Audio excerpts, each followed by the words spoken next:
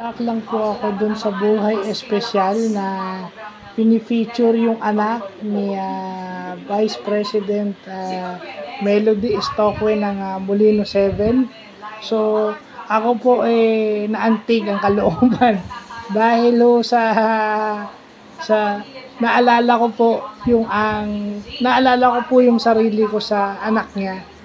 Kasi po, yung autism, yung cerebral palsy, mild cerebral palsy, autism, pare-pareho lang po ang training namin sa special school.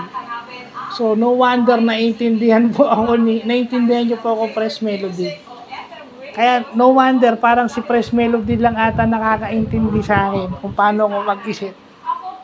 Kasi SPED teacher si Fresh Melody, Vice President Melody Stockway. Ito nakakaantig. Pinigilan ko nga lang yung luha ko, pero naiyak talaga ako kasi I remember that when I was 7 or 8 years old. Kasi ma'am, nag-normal school ako, preschool, and then sinabi nung teacher namin, meron daw sa Pasig Elementary School na special education, may teacher.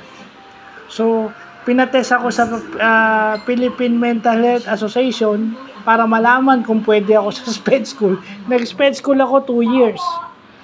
So that was 87, 88.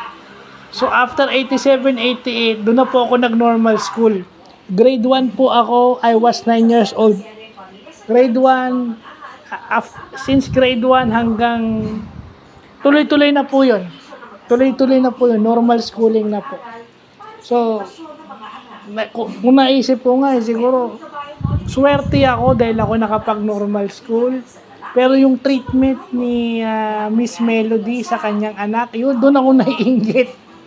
Kasi kahit gano siya ka-stressful, nakita ko nga yung parang natulak siya ng anak niya na parang di sinasadya, parang nasaktan si Miss Melody, nakita ko dun sa video. So, ganun yung struggle na hinaharap niya, pero never ko siyang nakitang nainis o yung totally nagalit, hindi. Talagang grabe yung patience niya.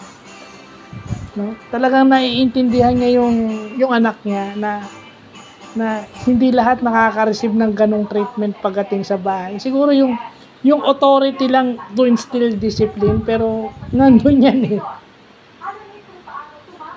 So, nakakatuwa yung video na yun. Gusto kong, kaya nga isi-share ko sa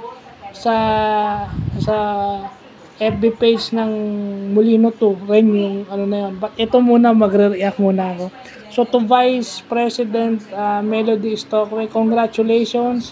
You got an inspiring video. Sana makatulong sa mga PWD yan.